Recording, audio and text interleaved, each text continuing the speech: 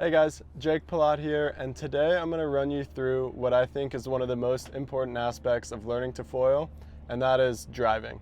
Not something you'd always think about with getting started with a new board sport behind the boat, but I've found that for foiling, the driver plays a really important key with getting started.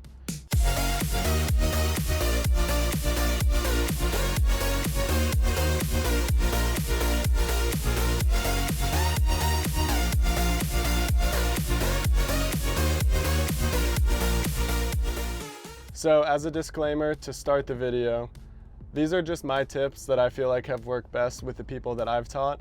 There are a lot of different ways out there for getting people started with foiling, and I'm definitely not one to say that my way is right and other ways are wrong, but this is the way that I've had the most success with getting people up on the foil for the first time.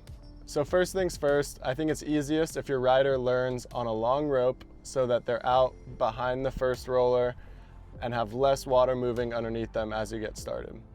So the first key for getting somebody up is starting them on the side of the boat that they're going to cut out to, which will be on their heels. So as a left foot forward rider, I'll start on the left side of the boat, cut out on my heels so that I have a clean path of water and no wakes interfering with my path at the start. So as the driver, what that translates into is starting them on the side they're going to cut out on. If they're left foot forward, starting them on the left side of the boat. If they're right foot forward, starting them on the right side of the boat, so that as they get up, the foil doesn't interact with any of the wakes behind the boat and takes away that variable that makes it challenging to learn. Once the rider's on the side and the rope's getting tight, you're going to be pretty gentle on the throttle. It's going to be harder for them to flip that board up to their feet than it is with a wake surfboard or with a wakeboard. So I'm going to give them an initial little burst of the throttle, just a little bit, so that the board flips up to their feet and kind of pivots up on top of the water. And then once they're there, I'm going to pull back just a little bit. My goal is to stay as slow as I can while keeping their board on top of the water. Since the first thing that they're doing is just learning to control the board that has that wing hanging underneath it, staying slow helps keep the board on top of the water and not let the foil lift them up too much so they can learn those controls. So when I say slow, I'm probably between 4 and 7 miles an hour. Super, super slow, much slower than you would go with surfing. This just keeps that board in constant contact with the water. Once they cut out and get stable like that, then you can start to speed up just a little bit. So I'm going to push the throttle down just a little bit more. This will typically sit me between 8 and 9 miles an hour, maybe 8 and 10, but around 9 is a good point to kind of focus on as where you should be with your speed. So through this whole process right now, I'm hand driving. I might have my speed set to 11 or something, but I want to be hand driving so that I can adapt to the rider's needs behind the boat. So as you introduce that little bit of extra speed between 8 and 10 miles an hour, the rider is going to start to feel some lift with the wing. It's going to want to rise up on them. A first-time foiler, when the wing gets lift, a lot of times they're going to panic and kind of get on their back foot, because typically that's the brakes when you're wake surfing, or that's your stable point when you're wakeboarding. On a foil, that translates into even more lift and the board's going to want to shoot out from underneath them. So as a driver, you can help to counteract that a little bit by, if you see the rider start to get some lift, you can pull back on the throttle just a hair. That'll help them settle the board back down to the water a little bit and just keep everything controllable. So a lot of what I'm doing when I'm teaching people to foil is really fine-tune speed adjustments on the throttle here. So like I said, typically sticking between about 8 and 10 miles an hour as they're learning to fly the wing at first. But that's not the end all be all. I'm doing a lot more looking at the rider and trying to adapt with the throttle to help them bring it up or bring it down in a controlled manner, rather than watching my speed like I typically would if I'm pulling somebody surfing. Another thing that can help is, since you started them on the side of the boat, giving them just a little bit of a turn into them. So if they're a left foot forward rider, giving them a little bit of a left-hand turn so that you're not giving them too much whip outside of the boat. What whip will result in is they're going to have a bunch of line tension as they cut out, and then it's going to get slack once they get to a point outside of the wake that they can't go out any further. That slack usually results in people losing their balance because they've been relying on the line tension as they've been edging out away from the wake.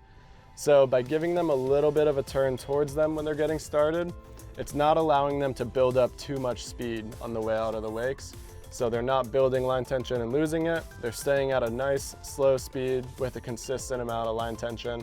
It's going to be very different because there's a lot less tension in the line, but keeping that consistent for them can be really helpful with getting comfortable on the board.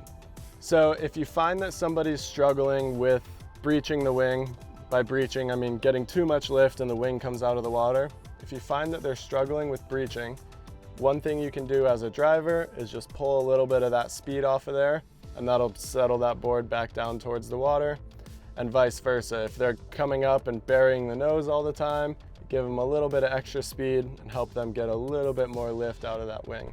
So the big thing as a driver is paying attention to what the rider's doing. If they're getting too much lift, pull back on the throttle a bit.